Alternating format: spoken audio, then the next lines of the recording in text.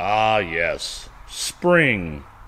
Despite us having the most snow we've had all year, this is spring, which is also the time to pull out all the old vehicles and get them running again. And what better thing to work on in the mud than an old Jeep? Not this one, though. That one. Ladies and gentlemen, welcome back to another episode of Junkyard Digs. Today you join myself and Angus and this Jeep Wrangler that the two of us pulled out of a shed where it had been abandoned for years in North Iowa last fall. And today we're going to pull it out of my own shed where it's been abandoned since then and get this sucker fixed up and running on the road for good. Or evil. It is a Jeep. You never know.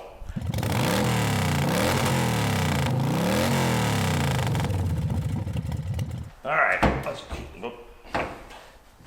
There must have be a secondary hood latch. Shows you how much we've worked on this. Yeah, there is. Look at that.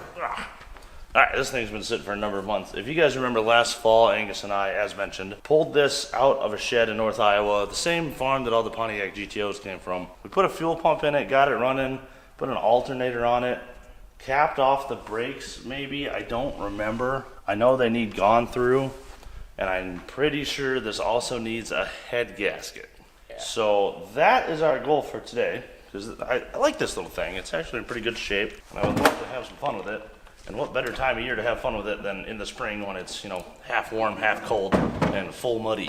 It's basically Wrangler season, We're gonna Austin Powers this thing out here. Absolutely.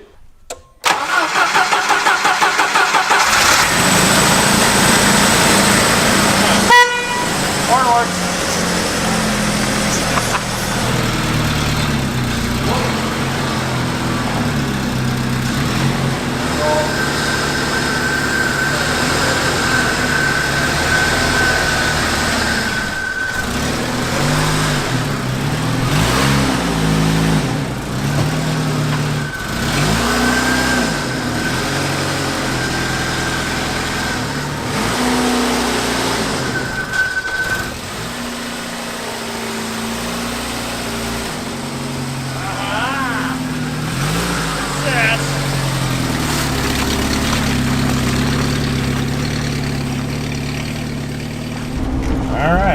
Back on the road again. Ooh. This says we have no gas. We should go get gas. Okay, we'll do that. We got a brake light on, and the pedal does feel like we have half the brakes. Yeah. The motor does sound like 3.5 cylinders. On the bright side, great oil pressure. Yeah. And battery voltage. Gotta love that. 16 volts? That's fine. It's just below the red. I mean, what more do you need? You got off, heat, and then it just jumps to vent. So that, presumably, is there any coming out? Yes there is. Well, shit, this is just a perfect car. Oh, I have a 5th gear. I forgot. There is absolutely no reason to try to select it. We're pretty much tapped out at 45. All right, let's go get some fuel in this thing, and then we'll head to the shop. Check out this sweet Wrangler thing. Needs cleaned. Everything needs cleaned. Maybe that should be our first step, is go wash this finally. Yeah. In the last video, we quite specifically avoided washing this thing so that we could, save something for the next video. Something enticing for you guys. So I think it's actually going to clean up really good. Maybe that'll fix our head gasket. Yeah. Alright. We have finally reached 51 mile an hour, and it started to rain.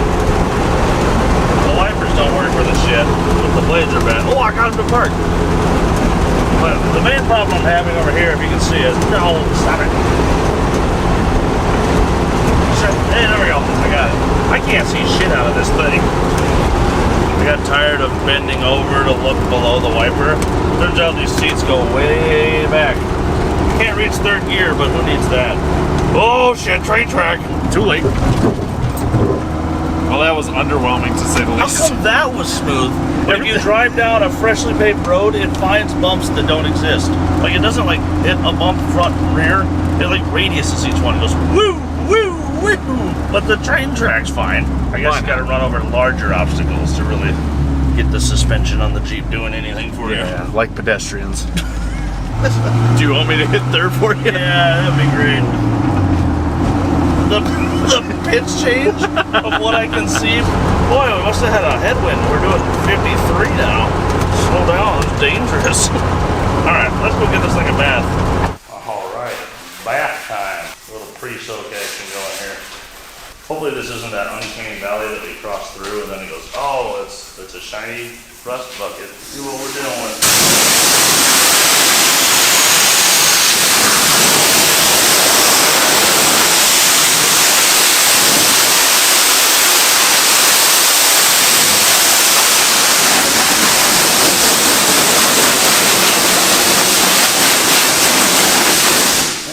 Rust spots than I was initially aware of, but this might be a scrub brush scenario, honestly.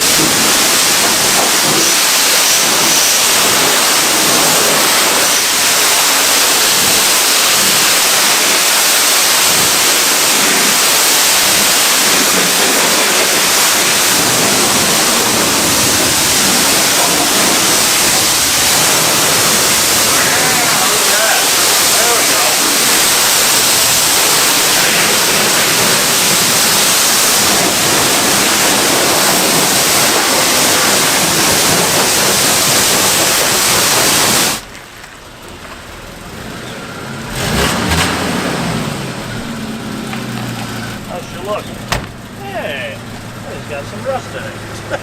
That's not bad. You know, the other side's the good side. Yeah, no, there's rust on this side too, son of a bitch. That's a pretty acceptable 93 Wrangler. All right, let's get this bitch over to the shop and get everything fixed up. All right, there she is. Not too bad. Dried off a little bit. We could definitely do some polishing if we wanted that to be shiny, but I mean, at the same time, there's, you know, stick your finger through parts of the Jeep. But overall, again, for a 93 Wrangler from Iowa, this is exceptionally good, especially the soft top. I don't remember much of anything about this, besides the fact that we think we had a bad head gasket, and I know the brake light's on, and we don't feel like we have rear brakes, and it definitely stinks like fuel right now. Yeah, there's a leak. But I do know one thing for sure. These, they gotta go.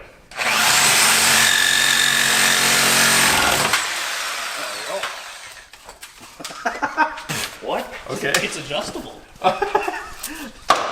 Okay, well, weaker than it should be, stronger than I thought it'd be. Woo! There we go. Alright, those didn't have much left in them anyway. No. Believe it or not. Still pretty strong, huh? Woo! Talk about overkill. The old 10,000 pound bend pack 2 post is lifting like a paperweight today. Alright, frame up front. I had a guess, seeing how this is rusty here, this is probably a problem prone area. Looks pretty good though. No holes, just some surface rust. Some surface rust on the frame over here. Our shock absorbers are a little rusty, but yeah, I don't know if they actually make it ride any better with shocks. The engine seems to be made of engine. O2 is still here. That's good, that's good. No check engine light on this thing. It doesn't know it runs bad. Exhaust looks decent. Skid plate's good. Frame's good here. Brake lines, not good. The return fuel line, or the pressure line, I don't know, whatever this little line is. Oh yeah, what the looks hell is really awful. Floors look really good, actually. Yeah. I was back here. Oh yeah, the floors look fantastic, dude. They were all undercoated. It's just the edges where it's starting to rust away. That is the smallest drive shaft. Look at the angle. And people lift these things. How?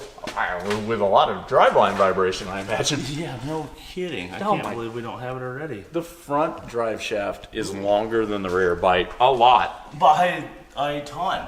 There's a fuel filter right here, and it's rusty as hell. I'm gonna go on a limb and say that's where our leak is coming from. There was a bump stop here, there's not anymore, but the actual structural portions of the frame look just fine, especially if I quit looking at them so much. We're not gonna haul a boat with this. No. We're not even gonna haul ass. Well, I'll tell you what, it looks pretty good down here.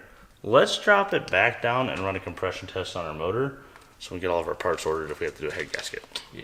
All right, we took our 4 spark plugs out to do our compression check, and I'm just gonna point out that the color of the electrode of every single one of them is slightly different. Like, we've got 2 that look like they ran leaner, and then there's 2 that are yellow. Remember correctly, we decided that this had a bad head gasket because it started to develop a miss on the way home. And yes, still absolutely no pressure in the cooling system. All right, throttle wide open and crank.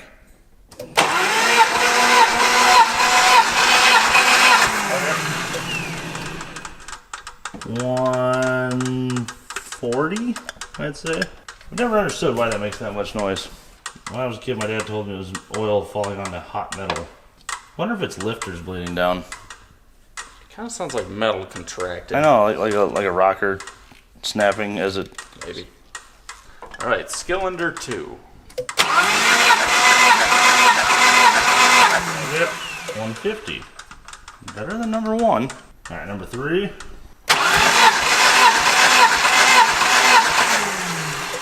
150 again. Boy, I haven't really found a dead cylinder yet. But they are getting increasingly better. All right, number 4. Go for it. There she is. It is 110 psi. So number 4, not very happy. Number 1, also ever so slightly less happy. Do we assume it's a head gasket? I think this makes us assume it's a head gasket. Yeah. Suppose we could bore scope it and find out. All right, let's see what we got here. There's a bit of scoring on the cylinder wall. More than we usually like to see, that's for sure. Yeesh. What am I even looking at there?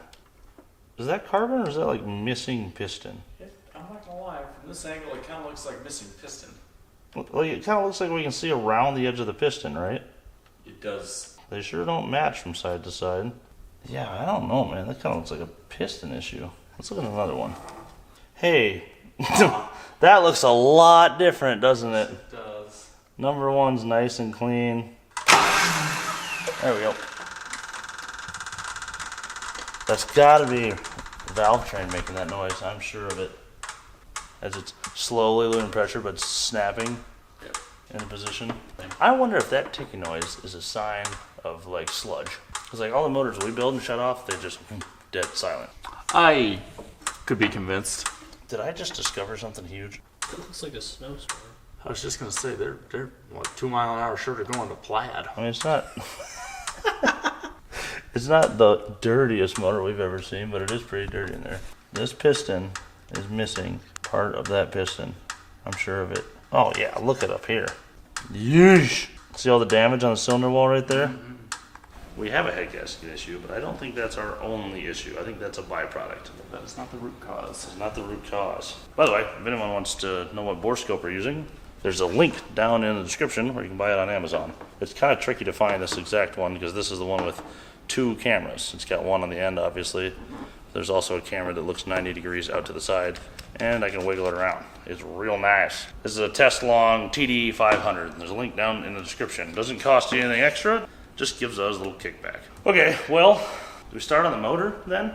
I guess so. We should put a boat engine in this. No. All right, we went and had tacos about it, thought it over. We know this has a bad piston, and we're looking at it, and we're pretty sure that that cylinder wall is going to be no good. So we're pretty sure that this block would need to go to a machine shop. And if it's not that, best case scenario, either way, is still the entire engine has to come out, get completely disassembled, and we have to put a new piston in after a little dingle ball work. At that point, we're to a bare block, regardless. So we've decided we're gonna just, pull the motor. Now, be it we try to fix the 2.5, be it we put a 4-liter in, I don't know yet. We'll see what kind of stuff we can find on Marketplace for parts. For now, let's get this sucker out of here, because that's gotta happen either way. What the hell's in that thing? I think it's full of beans. Beans? Yeah, soybeans. Think we can fit 2 more cylinders in there? Maybe 4 if we're careful. Wait, alternator's free again. So many nuts to put the alternator on. Wiring's off, fuel's off, connections are off, vacuum's off. I think we're down to engine mounts and starter and stuff like that, bell housing. Yep. There's a little pro tip of the day for you guys starting out. If you're ever pulling a transmission on something like this, where it's really difficult to reach the bell housing bolts. I think the Ford Ranger I had in high school was a nightmare. Get a really, really long extension, or 2 of them. As you can see, I am attached to multiple extensions here at the back of the transfer case, and I'm reaching all the way forward up there. The further you can get away, the less of an angle you're gonna come up to that bolt at with your swivel, and the straighter it is, the more torque you can get on it. And it also allows you to get, you know, a full length breaker bar on it. So get some real long extensions for bell housing bolts. It'll make your life a lot easier. There we go. That's the last of the bell housing bolts from below. Still fighting that starter? Yeah. I don't like that they made them inverse Torx heads. Yep, that does suck. And now they're not bad anymore. What do you think we'll give up first? The adapter, the swivel, or the ratchet? I'm gonna vote the Angus. He knows me so well, I give up. Nothing, it's just a bad angle. I was right. Alright, bell housing bolts are out, motor mount bolts are out. Exhaust is off, fuel's off, electrical's off. We got the pencil tester hooked up. Let's see what we forgot. Yes, thinking about it. Go down a bit. There we go. Alright, up and out. I think we're free. I think we really just did it correctly the first time. Boy, we got everything out. Alright, let's get this thing on an engine stand and see what's going on inside. Alright, the motor is out and on the stand. Look at that tiny little fan. Isn't that thing cute? Let's see, what do we actually have to remove? Thermostat can stay on. Front accessories can stay on. Distributor could just valve cover. Valve cover has to Valve come cover and head bolts. Okay, easy enough. Where to begin? Take your guesses. Clean or dirty? The answer's dirty. Ugh. I think we're onto something with motors that tick being dirty. I'm pretty sure it's just the pressure slowly releases out of the lifter and this spring slowly overcomes the extra. Basically the preload relaxes.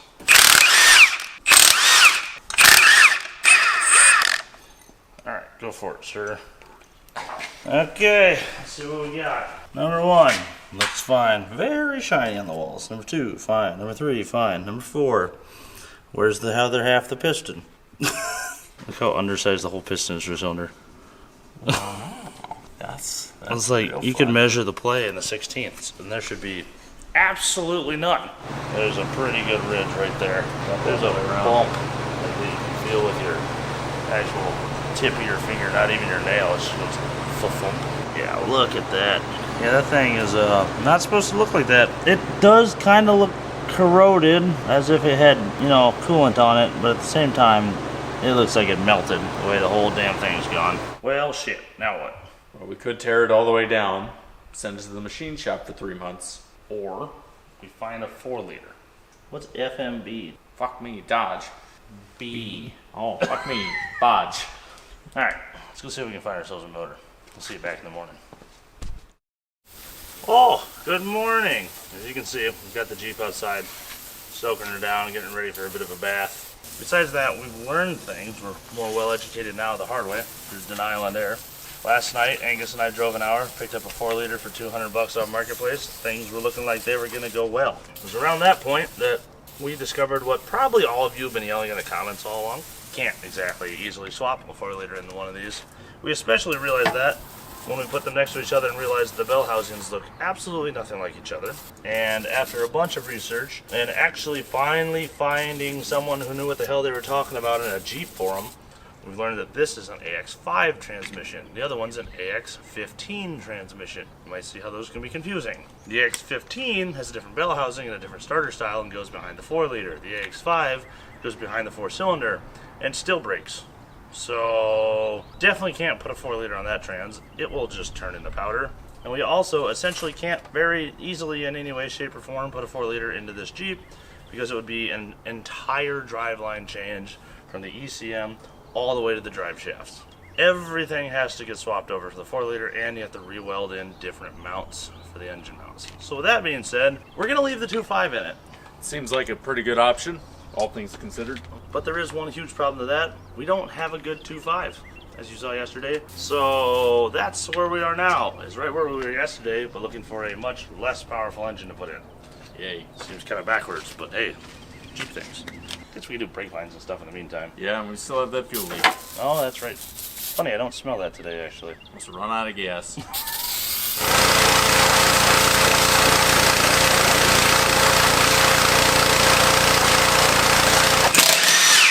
Alright. Jeep is all washed up, clean, dried off a little bit. Let's dig in and see where we left off on this. Okay, it looks like we did front brakes, so that's good. Everything up here looks new. I don't remember if we did hoses or what, but we'll give it a good inspection as well. As for the rears, oh yeah, we did nothing back here. There's plenty of pad life. Oh no, yeah, we need to redo things. The adjuster cable's broken. It's all sorts of rust and shit. So yeah, looks like we need rear brakes, all new brake lines, and probably master. I mean, it works, But the booster is covered in brake fluid. yeah, the booster's super rusty on the bottom, straight below the master, which means the back of the master is leaking. A new master for these old cars is like $35 to $70. It's a lot cheaper to put that on than, you know, have it fail when you're going down the road and have to deal with insurance and liability because somebody got hurt and your car's not ruined. Do brakes. Brakes are very important. Always do brakes. All right. So while Angus is working on the brakes and stuff in the background, I have spent the last couple hours doing some research and digging all over hell and been trying to find a 2.5 liter. To say the least, no luck.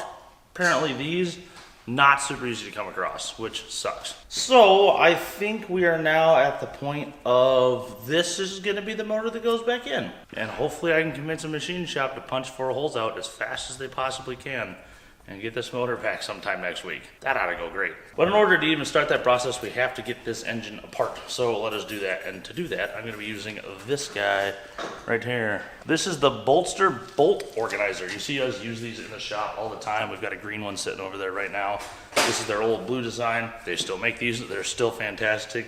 They're still completely heat and chemical resistant. If these get dirty, you can spray them off with brake clean and there's no consequences. The reason these are awesome, if you're doing a water pump or something, you can draw out the shape of a water pump or whatever component it is. I personally, we start at the top left and we put everything in the way you read. When the engine goes back in, guess what bolt you need? This one. Doing that ensures nothing gets missed and all of your hardware is accounted for and all reinstalled appropriately. As mentioned, they make all sorts of different colors, green, red, blue. They have some Air Force ones that are specific, kind of cool colors, red, white, blue. They've got this silicone tray with handles on it and all sorts of different hole sizes. And they even have whole entire drawer lay-ins that you can use in one of your actual toolbox drawers. The guys that own this company are personal friends of ours. They're awesome dudes. If you guys want to support them, they've actually given a kickback to help support the viewers of Junkyard Digs, and they decided to give you guys an exclusive code. If you use JYD20, you will get some money off on Bolster's website. Check them out, bolster.com. All right, with that being said, let's get this thing even dirtier and tear apart a 2.5. Alignment dowels, that's what it was. Ugh. Yes, the epitome of power, 4-cylinder log manifold. I don't have another one, so it's going back on. Now this part's interesting, and what I'm honestly a little concerned about. Our head gasket looks just fine. Like I can't find anything wrong with this. So, really hoping that we don't do all this work to this and put it back together and it still leaks coolant into the motor somewhere because it's a cracked head or a cracked block. Cross our fingers on that one. We'll have a Magnaflux if we have time. Whoa. That water pump feels terrible. You can feel every single flat spot. It feels like a radio volume dial. Alright, this right here is where the bolster comes into its own. As you can see, I've got a whole bunch, like literally 3 or 4 different size bolts. A little one, a big one, a medium one. And I've got these 2 over here to show me that that goes there, that goes there. Shit. Oh, that one's broke. Okay, just seen that coming. Anyway, they go right here. And I can draw out the face of that water pump, so when it comes time to put all this back together, I'll know right where to go.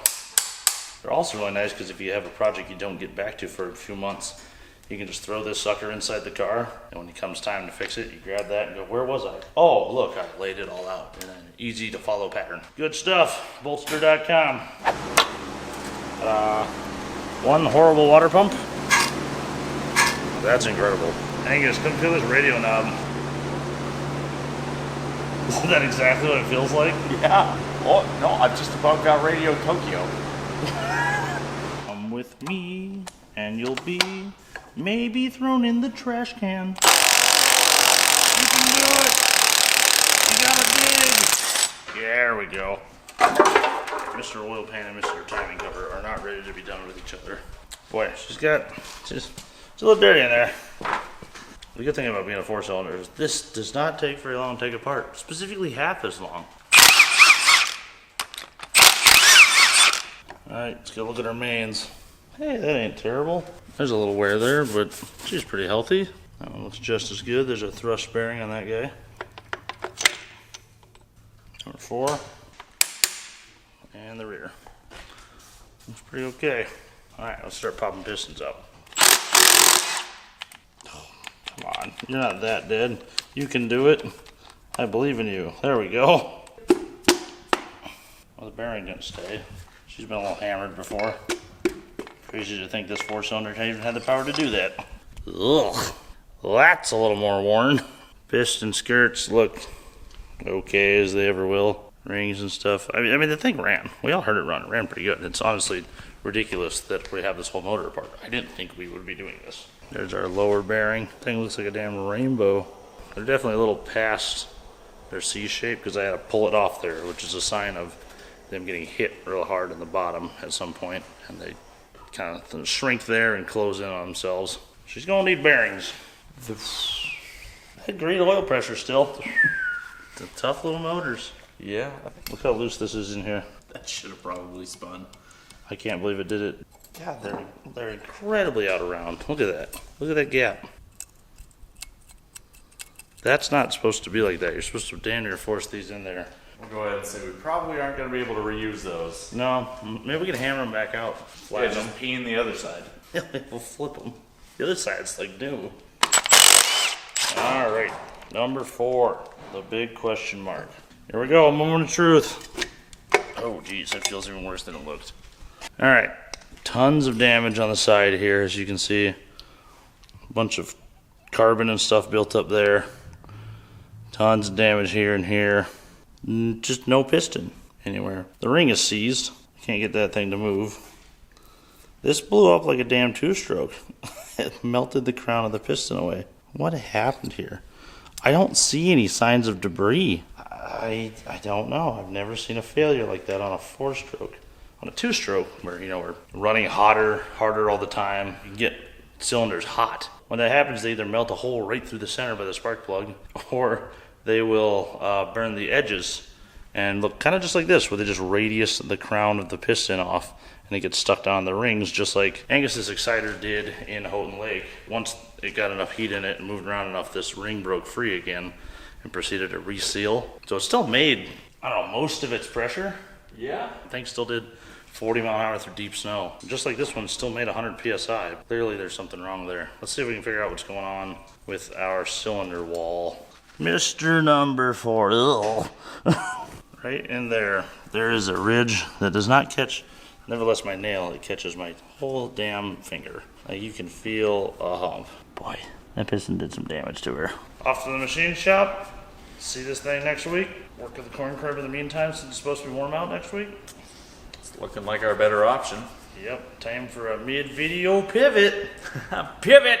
Actually, I have to finish all the chassis stuff, but television magic is going to occur regardless, and this will look like a flawless execution of things we did in 3 days. Alright, I've got all the old brake lines out of the Jeep. It's time to start making up some new ones. You can see I've got this one loosely bent. This is the passenger side rear axle brake line. And since we're here in the shop doing all the brake lines on this car, I'm going to use our handy dandy bench mounted tool. This is a professional brake tube flaring tool. You can find it in the description below the video, as well as all the other tools we use for brakes, such as the brake line kits themselves, the Capri flaring tool, all that good stuff. Lever this over so I've got it set to the right depth. Tighten down the die and switch to operation number 1 for 3/16 line. And it's as easy as just pulling this handle over, letting it go. Now I'm going to go ahead and turn it to operation 2 for 3/16. And once again, lever over till it stops, let go. And voila, we have a beautiful line flare. So I'm gonna flip this over, do the other end as well, and this should be good to go straight into place. All right, like we mentioned before, we've got a couple of flares that we need to do in the car, and I just wanted to show you how handy our tool is that we use for that. This is our Capri brake flaring tool.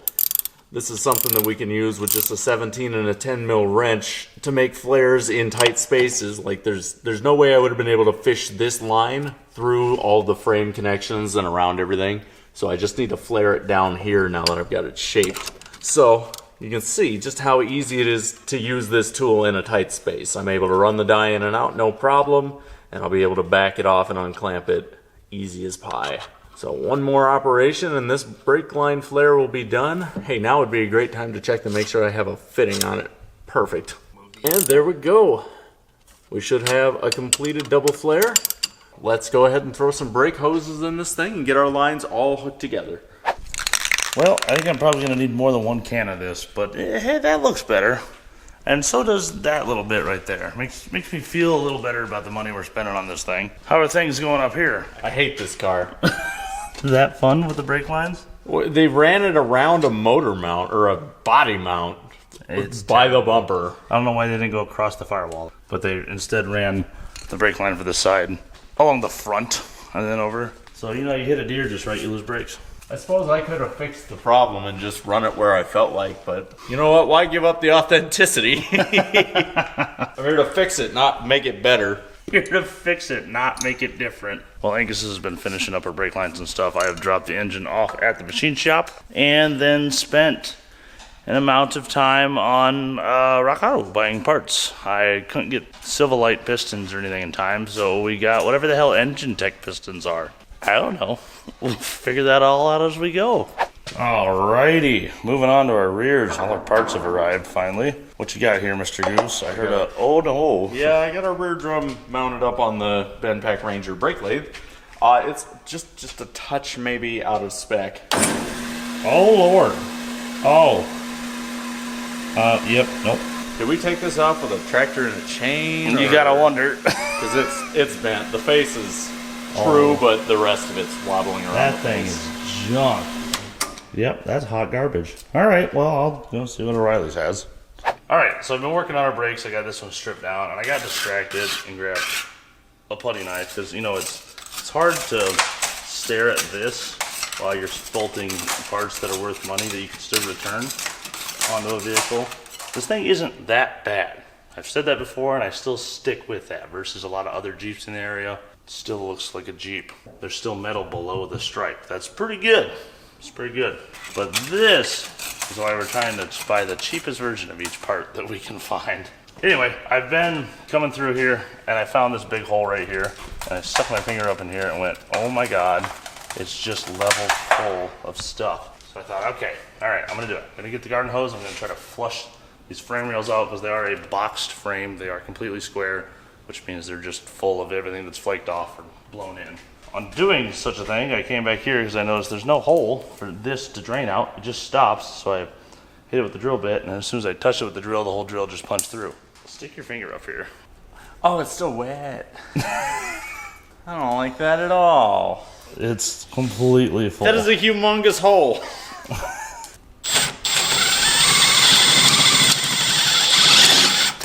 All right, well that took zero effort. Yeah, I'm gonna grab the garden hose and start flushing the frame.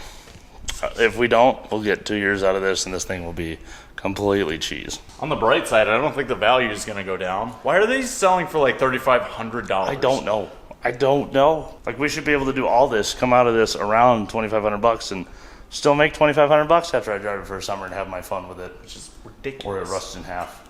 Then it's worth $4,800. All right, let's see how bad this is. Oh God. This is what's coming out actively all the time. Well, good news.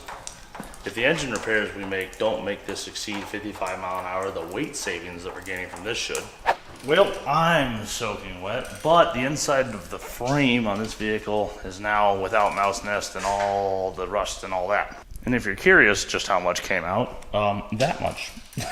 That was quite heavy. Mostly just back in this rear section from the wheel to the tail, but I did get some out of the front as well. In the meantime, as you can see, Angus is just finishing up putting new shocks on the Jeep. We've got our wheel cylinder on here and new shocks in the front as well. Look at all that shiny stuff in there. Looking good. All right, let's keep moving. All right. Now we're finally going to wrap up our drum brakes with the shocks completed. One thing that we were waiting on was this. It's a parking brake cable. These were completely seized. And usually we don't mess with them, but since this is a manual Jeep with a 4-cylinder, probably going to be parking it on hills, and that's not a lot of compression to hold the car still. So we thought maybe a parking brake would be nice. The rest of the mechanism in the cab works flawlessly, so we're just going to replace the rusty cables with brand new ones we got from O'Reilly's. Get those fished in, clipped into place. Now we can start assembling our rear drums. Yep, soak it in. This is rust reformer. I don't know if it's frame reformer, but hey, I feel better about it, and that's all that matters here. Just looking to slow down this thing's inevitable demise. Whoa. They must have her pretty clean in there. It bowls right out the top. Ugh. Fuel filter's out. I don't know how that even still functioned, honestly. That thing is rough, to say the least. Alright, this is one of our last pieces under here, isn't it? Yep. As you can see, Angus is in the process of removing our slave cylinder. And as you can also see, that is what is called a concentric slave, because it's concentric to the input shaft. Ooh. Boy, good thing we're changing that. That throw-up bearing sounds terrible. If these go out, they are a giant pain in the ass because you have to pull the entire transmission out of the vehicle to get to them, since this is around the rather floppy input shaft, which we're going to choose to ignore. What we're not going to ignore is the fact that we should probably replace this and eliminate our chances of having to be right back in here in 500 miles because that fails. So yeah, never a bad idea when you have access to a concentric slave to replace the concentric slave. Also, if you have an automatic and you have access to the front of an automatic transmission, our general rule is always put a new front main seal in while you're there. Oh boy, maybe it would have been a good idea to just get a whole new master too, seeing that that plastic line goes into that rusty fitting, and then you have to use that little slide deal to get it to unlock like a Ford fuel line. Well, tell you what, if we can't get it, we'll just replace everything. How about that? Okay. But we will try to get it first, to be clear. It only took us 3 pliers, 20 minutes. Yeah, those little slide unlocks are a pain in the butt. Unfortunately, I've learned in the meantime that these 2.5 liters, you can't buy a new clutch line for these. So be very careful with that if you have a 2.5. Try to get that guy to separate the best you can. We also decided that had we not been able to get that off, I think we could have cut that right there and then just used a 1/4-inch brake line tool to flare and union that new one into place on the old hard line. So there are options, but buying a new hose is unfortunately not one of them. All right, it's been a little bit. I've gone ahead and loosened up our old master cylinder. Should be ready to come off the booster, and the booster is almost ready to come off as well. Yeah, that was definitely leaking. You can see that rust staining down on the bottom of the bore there. That means it was leaking brake fluid into our booster, which means our booster is probably going to fail soon if it hasn't already. So we're going to replace both of them. Right. Ooh. In with our new brake booster. I just painted up real pretty like. Just fish that into place. No, I'm scratching the paint. Get in there, please. One thing to note on a new brake booster, sometimes you'll have an adjustable push rod in the booster itself. You want to do your best to match the length of this push rod in the center to the length of your old booster. All right, get this bolted down, and then it's time to bleed our new master and bolt it on. All right, little buddy, here you go. The studs are pretty far apart. All right, I'm gonna go ahead and bolt this master in place, hook up the lines, and then we should be good to bleed these brakes. There we have it. That's a complete brake system for this thing finally.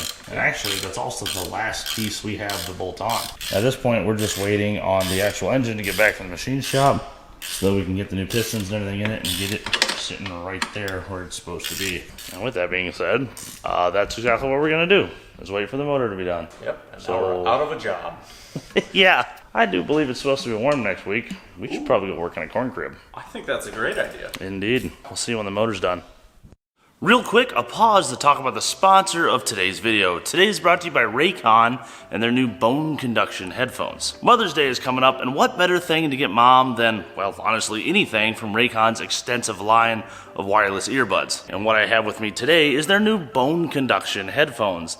These work as an over-the-ear design, where they do not sit in your ear canal, but rather over your ears, and through vibration transmit noise and music and podcasts and videos and whatever you're listening to into your ears, while all the while not impeding your actual ear canal, so you can hear your surroundings better than ever before. The bone conduction headphones are excellent for running errands and working around the house and the shop and all sorts of different situations where you need to hear what's going on. Just like a lot of the other Raycon products, these suckers are built for all-day use. They have a 13-hour battery life, they are dust-proof, they are waterproof, and they connect seamlessly to your device. I use these in the shop all the time. I love them from when I'm working on an engine bay and I want to be able to answer a phone call or listen to a podcast or something. I can pop these suckers on and still hear all of my surroundings. Once again, with these, Raycon is giving you the best performance for half the price with no drop in sound quality. And if that's not enough for you, they have a 30-day happiness guarantee to make sure you love your new Raycon product. Or, in this case, maybe mom will. So this Mother's Day, grab something new for mom and celebrate the moms in your life.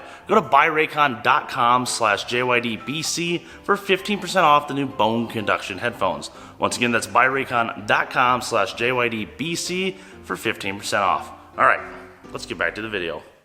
Alrighty, welcome back, folks. As you can see, there is an engine in the shop once again, and it's to the Jeep. It's to the video we're making. Weird. It's been a week or two. We've been working on some other videos in the meantime. Knocked out a couple while this was down at the machine shop, but we have ourselves the same 2.5 now, board 30 over, honed, new cam bearings, cleaned, magnafluxed, checked, and painted. Our head has been magnafluxed and checked for cracks. It passed with flying colors. It was even vacuum checked on the valves. Those all held perfect pressure as well. And it has been decked.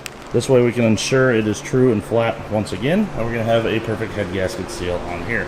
So all that is left is for me to dig into these parts boxes over here and start putting ourselves together a motor. Suppose I start with item number 1. Let's see. Ah, yes.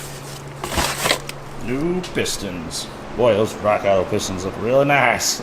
You know, it's funny, usually we pull new pistons out of the box for one of our performance builds or something, and they're shiny and billet or something. Not the Engine Tech pistons from Rock Auto. I'm not convinced that's not the piston we took out. No, it's she's 30 over. Should be fine, right? Sure. Yeah. All right. Engine assembly starts with the pistons. This is always fun. There's a ton of attention to detail that you need to use throughout this process. First things first, you need to get the piston connecting rods in the right location. As you can kind of see, you got a 1 stamp right there. That means that, believe it or not, piston number 1. By the way, if you're having an engine board, make sure you give your pistons that you're going to be using to the machine shop and need those to resize everything. Second thing is second, we're going to take our, we're going to take our piston rings. We're going to set them in the bore. Now we're going to take our piston upside down here. Use that to push them in until we make sure we got no slack and some skirt in there. And then we're going to take our feeler gauge and we're going to check our piston ring gap. This guy is right at 10 thousandths, which is the lower end of the tolerance. It's tight, but it'll be just fine for what we're doing. We're not spraying this or expecting high horsepower out of it where we're going to be expanding those rings a lot, so that should be just fine. You're going to do that in both your top and bottom compression ring and the same with your oiling rings. Now, as you notice, Engine Tech has sent these in order. You're going to want to make sure those stay in order. Top goes on the top, middle goes in the middle, and that is because these are different shapes. That is an upper ring. This is a middle ring. If you look here, you'll notice that there's a chamfer on the edge of that piston ring right there. This one does not have that chamfer. It is totally square. The chamfer needs to face a certain direction. Now thankfully these guys are actually labeled right here. They say top in a laser etch right there. So that helps me keep that straight. If they're not labeled, make sure you look up what direction that chamfer needs to face so that you do not get these on upside down. If you do, they will not seal as well. So you need to make sure these are facing the right direction. The oil ring themselves, I don't think those have a chamfer or anything, so they're more universal, but still try to keep a close attention to detail and look for any reason that they would need to be, and read your instructions. So with that, let's start putting some piston rings on here carefully. Try not to twist them on. We're going to try to spread them on and drop them on top to make a tool for it. I don't have one. I'm just going to try to be as careful as I can. And then we can drop our piston in. And when we do that, there's one more thing we need to check, and that is the direction of our connecting rod. As you can see right here, there's a chamfer on that guy as well. This one's pretty similar size on each side. We want to make sure that chamfer is facing to the outside of our crankshaft. I see on this, since it's a 4-cylinder, that these don't actually share journals, so it may not be as important on these. These are probably, yeah, these are going to be universal. Side to side, they're both chamfered. That makes sense. But on V8s, pay attention to that. The video where we build the engine for that Bonneville, we do a very, very good job talking about all that, so you guys can check that out there. But I will try to point it out here in a second as well. All right, let's get some rings on this, oil it up, and drop it in. Alrighty, we got our piston all dressed up. As you can see, I've got my piston ring gaps staggered 180 degrees to not provide a direct path for compression gases to just slip right past both. You have to go down one, around, and then down the other. Now, we simply drop our piston into the hole and go grab a ring compressor and slide her in. You need to use a ring compressor. Don't try to be like me years and years ago and break a ring. You know, I probably should have put in first. The crankshaft, maybe? Yeah, the crankshaft, yeah. Okay, never mind. Well, we'll get back to that guy. All right, so just like our piston rings and whatnot, our bearings, our main bearings, and our other bearings, our rod bearings, do have a certain direction they're supposed to go. Not sure if you can see it well, but right there it says upper. Remember, when the engine is upside down, the top is the bottom. So we're gonna take these guys, set them into place. Make sure they're nice and clean. Make sure your hands are clean. Try to keep your work area as clean as you can. Cleanliness is next to godliness when it comes to putting together a motor. These I actually spent a little money on. These are Molle Cleveite bearings. They're very good bearings. They're still not incredibly expensive, but they hold up real well. I've been using these for years.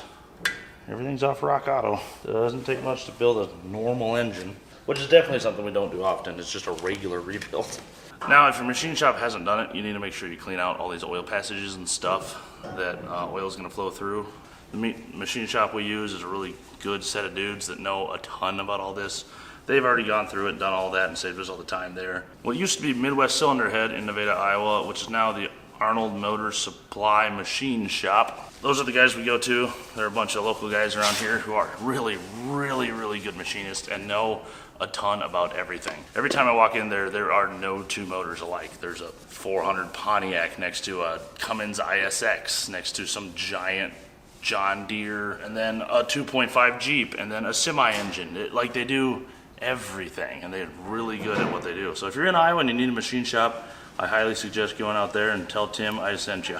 You're welcome, Tim. All right, let's get some lube on these bearings so that we can drop our crank in and it's not going to be spinning in here dry. And then we can deal with the top bearings. As you can see, a new rear main is on. Got some RTV on there to help hold her in on this design. Always a good idea to have this polished and then buy the new appropriate size bearings for such a job. That's not what we did. Again, this is a very, very, very budget build. So we just got new standard size bearings. This thing probably hardly makes 100 horse. I can't imagine it ever has the potential to damage itself. Also, the oil pressure looked great, and all of these journals and everything looked good, so I really wasn't worried about it. Yeah, it loves it. All right, time for main caps. Remember, when you're pressing these in, there's a tang that needs to sit down in the tang hole. Start there, slide her down into place, and go ahead and drop it into your motor. You're gonna want to put these all in place first, and then torque them down, and there's a sequence, and it's all on Google. Just look it up. If you ever have any questions about anything, just look it up. With that in place, we're going to take a little more assembly lube and oil everything up. Also, when you're putting these main caps on, remember they are labeled, or at least hopefully you label them if they're not. You need to get those back in the right spot. All right, this is called plasti gauge. This invisible thing in my hand you definitely can't see. It looks like this when it comes in a thing, but it's long. You cut off a piece, you lay it on top of your bearing surface, and then you drop your cap on and torque it down fully. Okay, I untorque that.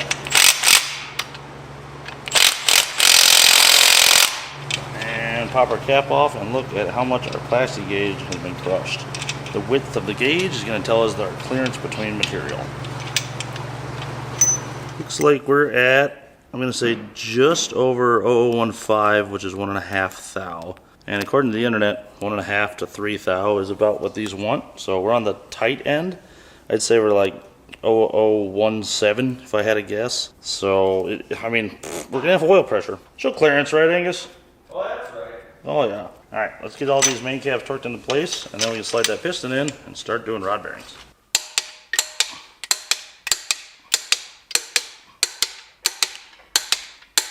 Still moving free. All right, 80 foot-pounds.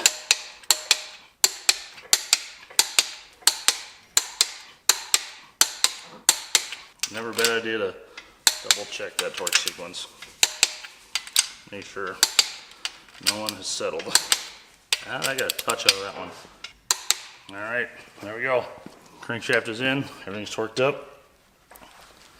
And she spins free. All right, time for pistons. All right, there's an arrow on the piston. You're gonna want to make sure that's pointing forward. There's gonna be some kind of indicator of forward. It might not be an arrow, but there'll be something. So far, so good. There's one ring. There's the other one. You can hear them snap out. There we go. Got our first piston in. Now we flip everything over. Then we grab these, our connecting rod bearings, and start putting them in place, just like the mains. It's gonna be an upper and a lower. Make sure you look for that. If you have a V8, look for the chamfer on one edge of the bearing. You're gonna want to put that up against the counterweight over here on the edge because there's a radius.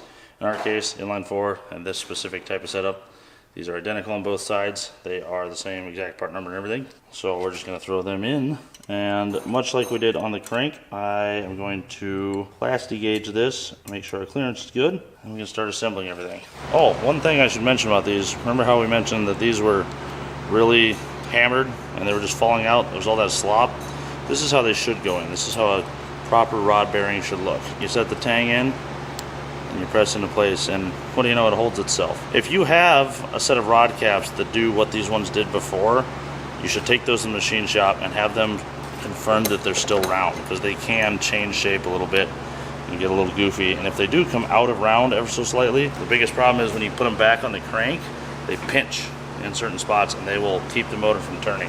Thankfully the guys down at the machine shop handled that for us. These have all been trued up and they're good to go. So let's go ahead, lube that up, and get this sucker together.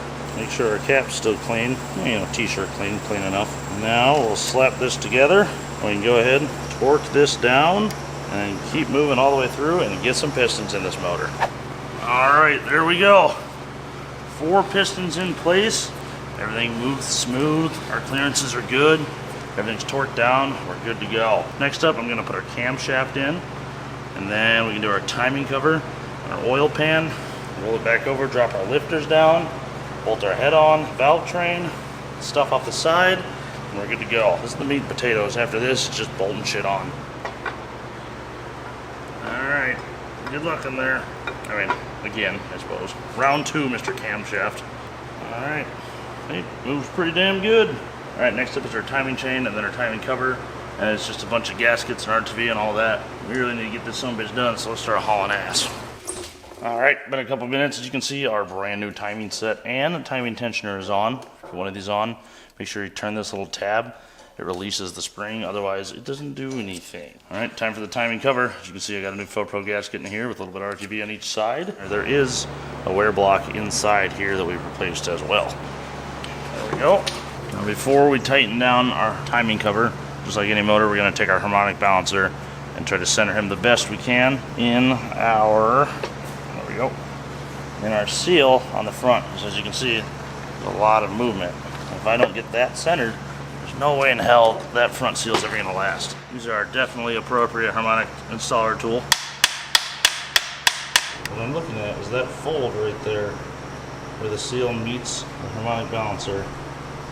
Trying to make sure he's not crimped too much or if there's a gap.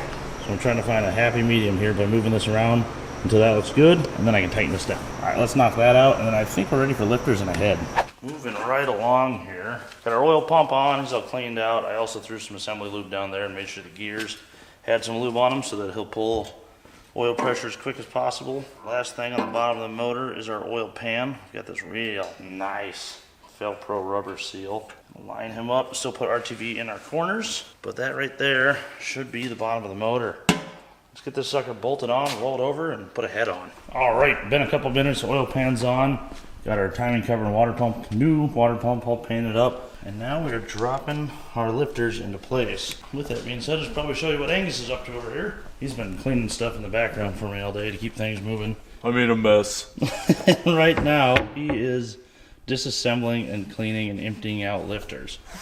They are full of stuff. If you guys remember when we did this car right here, the 351 Cleveland powered Texas Cougar, and we drove it all the way home, we stopped at Summit Racing and set our valve lash as if it was a solid lifter car, because we were having troubles where as we set our valve lash, it would open the valve and not the lifter. It wouldn't compress the lifter. As you can see, I've been working on that in the all of my free time. So I took this apart once months ago, and still to this day, all these lifters are freaking rock hard and do not move. I asked around about that a bunch, and no one had a good answer for me, really. And funny enough, midsummer at one point last year, a buddy of mine who's been fighting an issue with a small block Chev called me, and him and I were talking for a while trying to figure out what the hell's wrong with this motor. And on a whim, I said, hey, not on a whim. It was the very last thing I could think of. We've been through all of it. This thing would backfire out the intake really bad and just ran like crap. But I told him, hey, do me a favor, just for my own entertainment here. Loosen one of your rockers, take all the preload off, tighten it down, and see if it drops the lifter or if it drops the valve spring first. And sure as shit, it dropped the valve spring, just like this car was doing, which meant the lifters were pumped up full of oil and were hydrolocked. They were completely locked out as a solid lifter, and no oil could get out of them. He pulled all the lifters apart, just like Angus is doing right now. In our case, cleaned them out because these are dirty. His were new. Someone else had put the motor together, I think. But he dumped all the oil out of them, put them all back in the motor dry with just lube on the bottom face, which touches the cam, and a little on the sides, and then set all the valve lash, all of his spring preloads, and fired it up, and the truck ran absolutely perfect. And the one thing I've been afraid of is, if I just dump all the oil out of these, will they just re-hydrolock? And the answer is no. If they're put in dry, they'll be just fine. I've talked to machinists since then and engine builders, and it turns out that's exactly what you're supposed to do. There's a bunch of videos and stuff of people online filling their lifters with oil or soaking their lifters in oil before they put them in the engine. Hell, I did it on that motor because I didn't know. And that motor absolutely has valve lash issues. When you crank it, it goes, we do what it do, we do what it do. Random compression because some of the valves are being held open. We're probably missing another 80 horsepower out of that car. When you put lifters into an engine, they need to go in bone frickin' dry on the inside. You put a little on the bottom face, right there, and you put a little bit in the lifter bore on the side. You don't put any into that plunger area. Because this guy sits down there with a one-way check valve on the bottom. And if he gets too much oil in and it can't slip past because it's a nice brand new lifter, it hydrolocks and you bend push rods or brake valves. Ask me how I know. Yeah, that happened after we got back.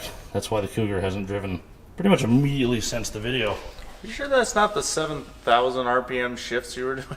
So yeah, there's that. I've been waiting months to tell everyone that. We just haven't put an engine together all winter until now. So with all that being said, Angus is finishing these up. I'm going to throw them in the engine, and then it's time for a head. All right, get the red RTV. It's time to put the head on. Ooh, it's labeled top. Hell yeah, Velcro. Activate cylinder head. Whoa, an engine. All right, let's get some head bolts in this, slap some valve train on it, hang an intake and exhaust, and get this sucker done. We are running out of time. All right, it has been a bit. I have done some work on this. As you can tell, it's a little bit different now. Biggest difference is obviously the valve train is on, and the valve cover for that matter. And now we're going to do exhaust manifold and intake manifold, and that's about it. All this nice shiny stuff, and we're bolting this rusty bastard back on. There's our exhaust, and now our factory intake manifold. I believe this is what they call the horseshoe manifold, which is the higher power making manifold. And we are going to be doing a couple things on here to change some stuff and hopefully get a little more out of it. We're going to be changing out our injectors and our throttle body. But for now, let's just get this guy in place. There we go. That's the last of her. Oh, yeah, I guess I need a thermostat housing. But besides that, we once again have an assembled 2.5 for the Jeep. Brand new motor as far as I'm concerned. Let me get some last connections and bits and bobs on this, and then we'll put it in there in the morning. Good morning and welcome back. Jesse and I went ahead and put our Jeep engine up on the engine hoist, and we are doing some final assembly to it. Now that we've gotten all our parts in from O'Reilly's, I'm going to now put our new flywheel on, get that cleaned up, and then we're going to install our clutch. This is not the heaviest flywheel we've ever used. And click. Actually, that's not how you do these flywheel bolts. Turns out it's 50 foot-pounds plus 60 degrees of additional rotation. I don't know why they did it like that. Chrysler, whatever. Our flywheel is now in place, torqued down with the Loctite required. You're supposed that said, Jesse? I have no idea. I bet that's quality. All right, This is our new actual clutch. Now when you're installing a clutch, it's important to keep in mind what side goes where. Not all clutch discs are symmetrical, so sometimes there will be a side that says put this side towards the flywheel, such as in this case. Now we know this needs to go up against the engine. And boop, hold them there with the tool. Grab our new pressure plate. Yes, professionally install. All right, pressure plate's on, torque to spec. I think this should be good to go in the car. All right, the time has come. It's time to put our little 4-cylinder back in the Jeep. All right, Jesse, go ahead and go down a little ways. Here comes the dumb part of manual transmission installs. I'm gonna go spin one of the axles. All right, since our drive shaft is still hooked up to the transmission, I'm gonna change where the splines are by spinning one of our drums and watching the drive shaft spin. It feels like the splines are engaged, so I'm gonna find that middle ground and let that float there. Please go in, please go in. I'm begging you, just please go in. Hey, we're sealed right up against the trans. We did it. It just fell into place. It fell into place. It didn't even make that classic ka-shunk. All right, let's throw some bell housing bolts in this thing and then get it properly dropped into where it wants to be. That wasn't too hard. Well, that slid right in. Hey. Oh, beautiful. And he sticks the landing. All right, let's start plugging this baby back in. All right, it's been a couple minutes. I've gone ahead and gotten our bell housing bolts all tightened up. Exhaust is on. Jesse's over there working on getting the alternator installed. He's got it wired up because there's enough connections to make your head spin. Yeah, why is there 5? I wouldn't worry about that. Anyway, I'm working on putting our power steering pump back on. After that, I think we're done with accessories. We'll go ahead and start plugging our wiring harness back in. And then it's down to fan, shroud, radiator. Fill this sucker up with coolant and see what it does. And oil. And oil. And oil. Don't let me forget. There's no oil in it yet. All right, all we got to do is get this thing bolted in place, get our radiator hoses reattached, put our fan and shroud back on, and probably a host of other problematic issues I haven't even begun to foresee. And then we should be good to fire this thing up and see how it runs with that new rebuild. Get in there. Boom. Cool. A few more bolts. Tighten up our belt. Should be good to go. Fill it up with fluid. Hey, no visitors. Nah, I'm from corporate. You're all fired. Oh, bad news, Jesse. Grab the engine. Let's go. All right, we're getting down to our final parts here. We're going to go ahead and fill this engine up with new engine oil, starting with some STP zinc additive. We're going to add 2 cans of this because this is still a flat tappet engine. And since we put all this work into it, we sure would like to not have to do a cam again soon. Okay, moment of truth. Let's see how good we did. As we're doing this, this is perfectly stock configuration. I do want to come back after we drive this around and get a feel for it and change out our injectors and throttle bodies, see if we can get a few more ponies out of this thing. But for now, let's probably see if it works as it was, and then just start messing with stuff. There's ever so slightly an amount of fuel up here now. All right, hit it.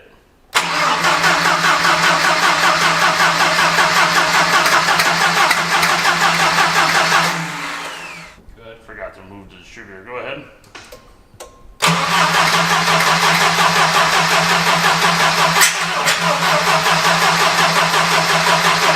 Believe it or not, we probably have timing issues. Boy, thank God they give you a ton of room for this. I've realized what's wrong with this. Me and my infinite wisdom yesterday, putting the motor together, I was like, I'll put the distributor in, but I can clearly see that the piston's at the top. It's genius. I'll know it's the top dead center. There was no head yet, so I didn't know if the valves were open or not. I've installed this perfectly at, top dead center on the exhaust stroke, not the compression stroke, so just perfectly 180 out. The good news is, though, it's well, not good news. This is never good news. Fortunately for us in this exact case, it's a Chrysler, and they have a blade on the bottom of the distributor instead of a hex like Ford does or all the others. All I have to do is pull this out, spin it around, and it'll go exactly 180 degrees opposite of what it is and go right in. So we're facing that way. Now we face it this way. And we're done. Okay, it should run now. Let's try it again. Oh yeah, go ahead.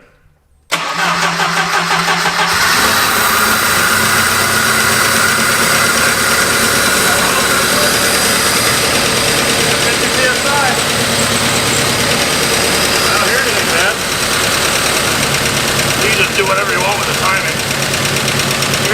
regular noise. I expect that to go away.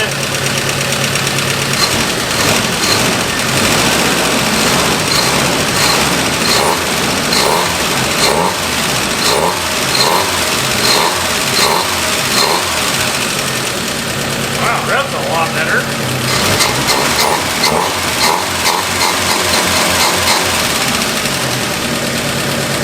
Yeah.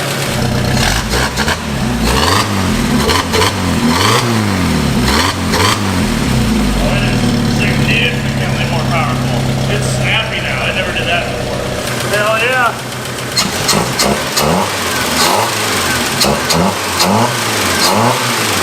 That's a running motor. Boy, you'll love to take a bare block, throw it all together with all the connections and EFI back on, and it's just good. That might be a first. Well done, everybody. All right, let's get some timing dials into this thing and go for a drive.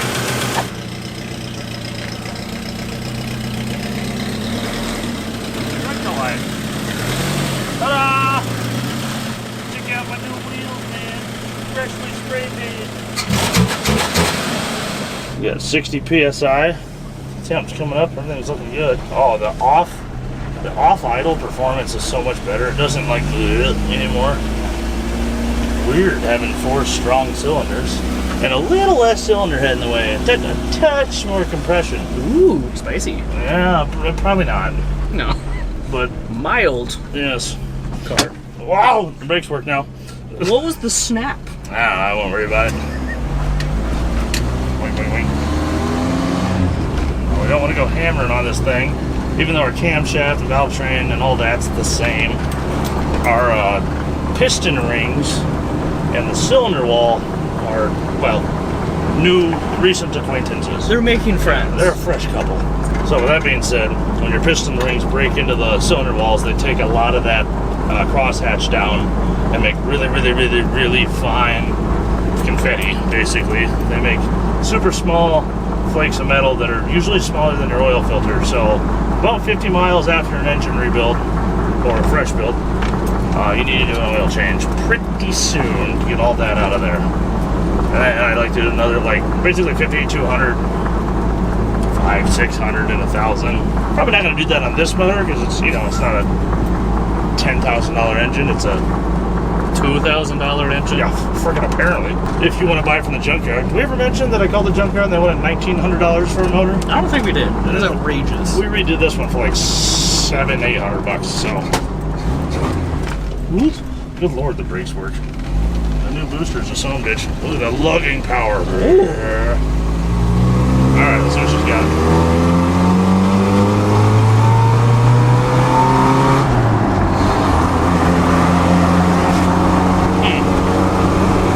Oh my god. It's moving. 4 cylinders. It's really loud now. Can we do above 55?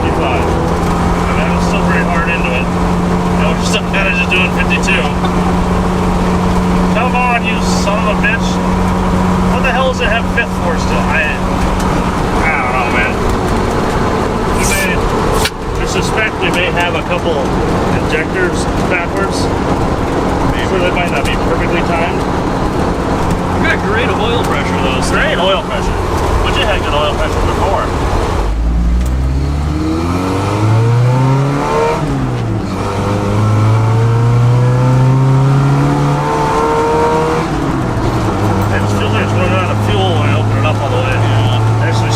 Down the further I get to the floor.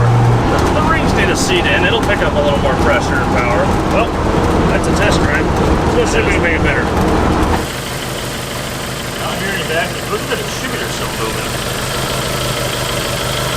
What the hell? Oh good, it's loose too. I did forget to tighten that, so I don't remember. Let's see if these 2 injectors change anything. Well, that one did almost nothing. That one did something.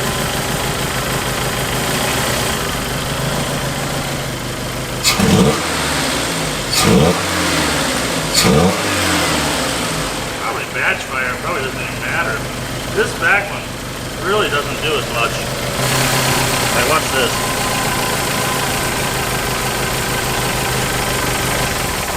Yeah, hang angry. Angry. Not much difference. Could be a lean injector that it's been tossed all right. It could have been why the piston burned down. Could have been a bad injector. Oh, you never believe we have a check engine light now. Oh no. But I'll tell you what, the same thing that could fix that is also our performance upgrade. So let's throw some injectors in this thing and see what happens. Alright, let's get a look at these bad boys. Emphasis on bad. Well, yeah, those are kind of gross. Okay, if you can get in right here, take a look at them rather. See how there's just one hole in the middle? Just one tiny little fuel injector nozzle hole, McGee thing. These are Bosch injectors. They're from a early 2000s Dodge Neon, the Chrysler of the same 2.5 liter. I don't know. They're on a bunch of stuff. I got these refurbished off eBay for about the price of a carburetor, which is why I hate fuel injection, because it's so expensive to upgrade. These are part number 0280155-784. And from what I've heard, the 784s are the guys you're looking for. And if you notice on the end, there's 4 holes. That's going to atomize our fuel a whole lot better and just make this thing idle smoother, run smoother, and whatnot. As well as, hopefully, give us back that 4th cylinder that's not injecting, apparently. Okay, for demonstration's sake, we've repressurized the fuel system. I'm going to hit this with power, and we're going to see if these injectors work. Ready? Hey! Ooh. Wow, it went all the way the hell over there. Whee! Number 2. Yep, he works. Number 3. Yep, problem child. Yeah, definitely way less fuel coming out of that guy. Did you see that? Either way, we're going to be replacing these for better efficiency and more power with these 4 holes. So let's just slap them in and see what happens. One thing I need to be cognizant of is there's a bunch of shit down in those holes, so I want to clean that first. Good luck in there, little buddy. Welcome to the future, Jeep engine. Sorry, injector, you're going into Chrysler products. Good luck. You're gonna need it. I had to put a little grease on these, but they all have slid right into place, so it's all not good. Now, I have noticed there is, as seems to be tradition, one glaring huge fact that all the Jeep forums forgot to mention. Just like, you know, a 4-liter doesn't fit in this unless you change the entire driveline. They forgot to mention that the old connectors are a different shape. Yeah. So yeah, I guess we gotta go find some EV6, EV14 connectors. Well, I haven't been able to find any injectors on O'Reilly's website. Anyway, AutoZone has some that supposedly work, and they're $20 a piece. Not injectors, connectors, whatever. What I have done is taken my pliers and smashed everything to little bitty bits and just shoved all the pins in there. So hey, let's see if it runs.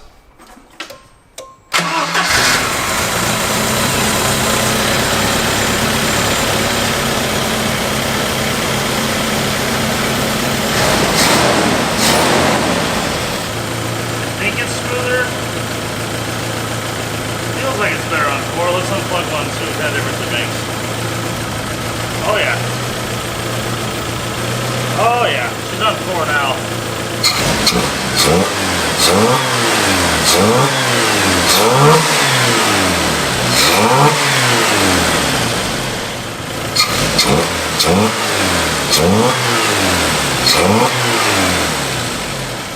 I think we fixed our misfire. That was definitely a shitty injector. It's a lot happier now. Explains the dead piston. Oh yeah, it sounds a ton better at idle back there. With those in there and running better, the one last upgrade we have to do is put this 4-liter throttle body in place.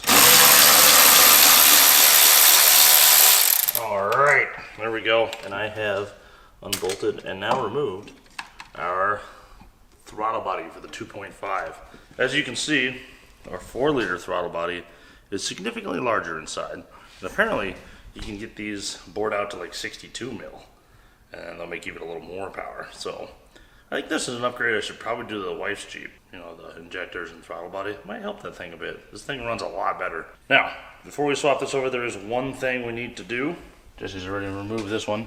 But as you can see, our idle air control valve, one says 2.5, one says 4-liter. We need to take the 2.5-liter and put it on the 4-liter throttle body, and then everything should just plug right in and work. 4-liter throttle body is on and 4-pin injectors are in. I just have the injector clips, the little pinouts pinned out and then shoved in there right now. But I mean, they're kind of staying in there, so I think it's good enough for a test drive. Wow. Yeah, I'm not proud of what I've done, but I've done what I've done, and it's working. So I guess I should be proud of it. It's not fixed. But it is different. What do you think? Fire this thing up and see how much it honks now? Oh, yeah. I bet she goes walk, walk, like never before.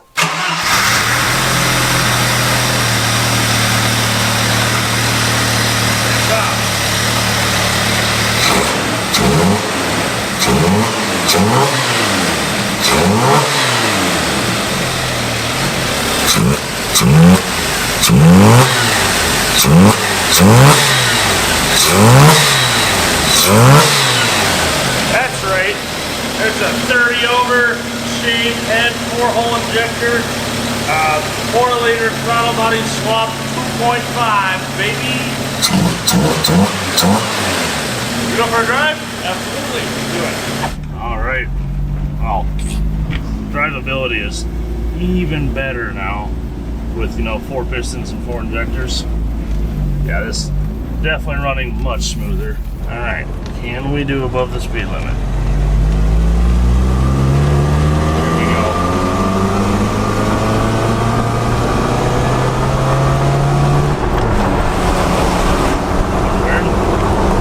Anything above like 15% throttle, we start to slow down.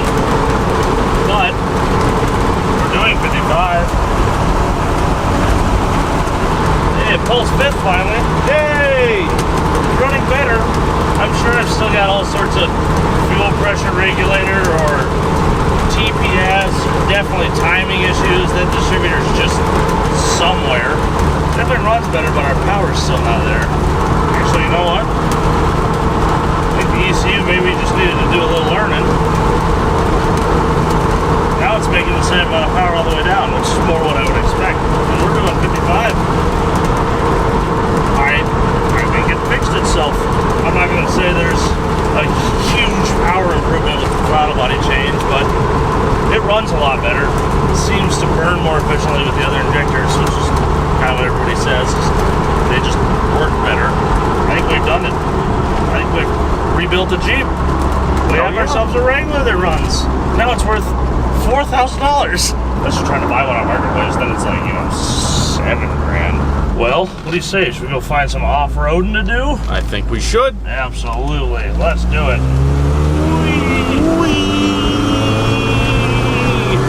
What do you say, Mr. Goose? Take this thing ditch banging? Oh, yeah. One last ditch banging sesh for the year.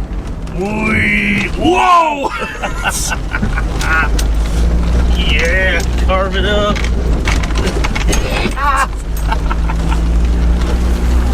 Snow. We're snowmobiling. We were the last ones to snowmobile in Iowa. We're the last ones on the new road. Oh, here's a big bump. Hang on. Whoa! Alright. There, we can say we went ditch banging. Let's go out to the woods and drive over a log or something. Whee! GJ5 with a 4-wheel drive. Oh, I forgot about that bump.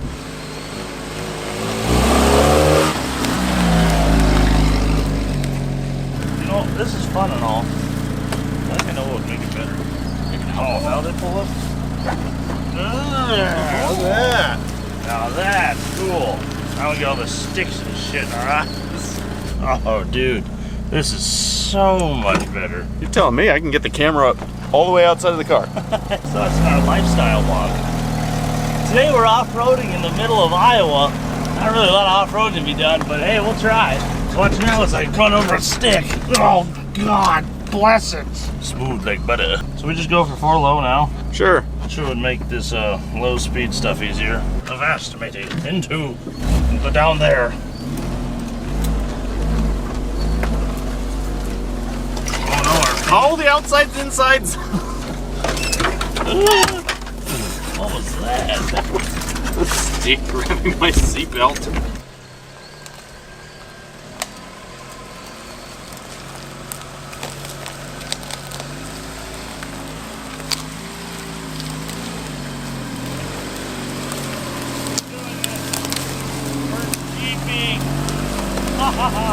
Oh, it's so fun. Oh, geez, oh, they're just sticking me.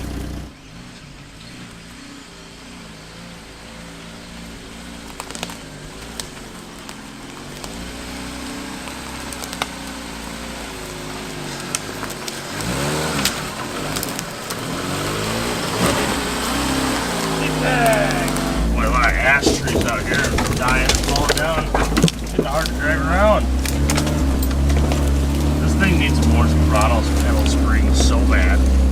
It's just row, row, row. So I just start rocking back and forth. Oh, look, hills. Gotta go well, right? Oh yeah. Oh yeah. I've never driven anything through this. We're jeeping. Yeehaw. We've done it. We've navigated the. Aw, there's a big tree. Shit. Ideas? Hit it really fast. Okay, yeah. Should I sneak around the front of it? Potential. There any larger, less nimble vehicle? No. But with the Jeep, you betcha. There's nothing the Jeep can't conquer. Except for probably that hill right in front of us. Wow. Okay, now what? Oh, I'll tell you what. Here's what we can do. I'm gonna go knock that tree over and then go that way.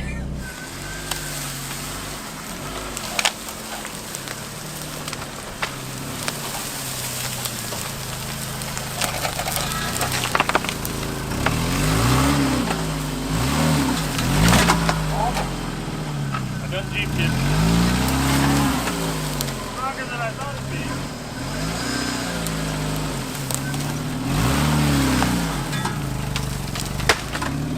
Wow. A lot left in that little tree. That's a tough tree.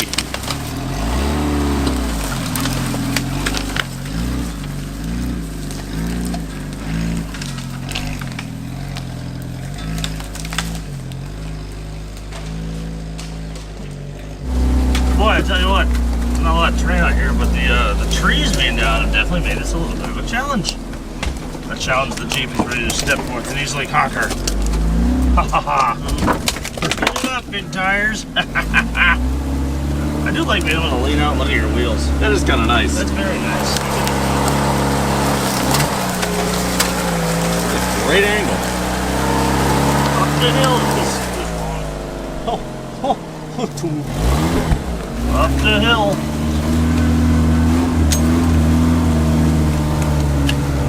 Come on, little 2.5, torquey as ever. Hold on, there's a bump. Uh-oh. Oh, whoa. Oh my god, what do I do for some more throttle spring? What do you mean? Alright, tight squeeze. Good on your side? Oh, yeah. Yeah, we could be a Jeep off-road team crew thing. We can't get stuck. We're in a Jeep. What am I thinking? Mud hog. Oh yeah, it's soupy. Come on, girl. We're through. We've done it, Mr. Goose. We've off-roaded from one end unto the other. We are the greatest off-road team ever made.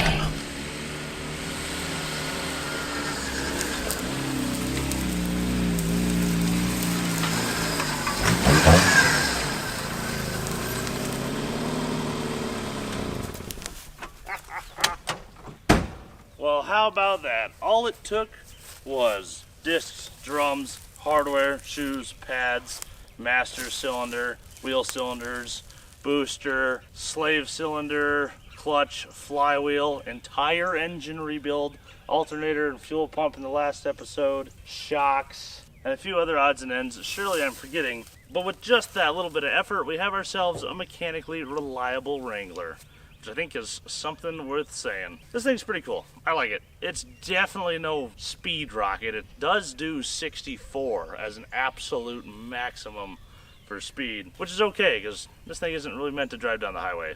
And if it is, it's just meant to be kind of a fun summer toy. And it does pretty damn good off-road, so I am quite happy with our finished product here. Oh, I've already bent the license plate. Put it on there for 12 minutes. Oh, whatever. Well, with that being said, I guess I just enjoy this for the summer and have some fun with it.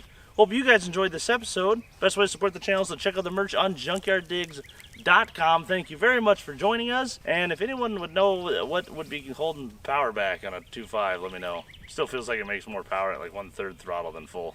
I'm pretty sure it's the engine is what's holding it back. Well, yeah, it feels like our throttle body upgrade didn't do anything because it had too much air before anyway. As for us, I think we got a little more off-roading to do to enjoy the nice warm spring weather. We'll see you guys next time. Peace. A decent Chrysler product.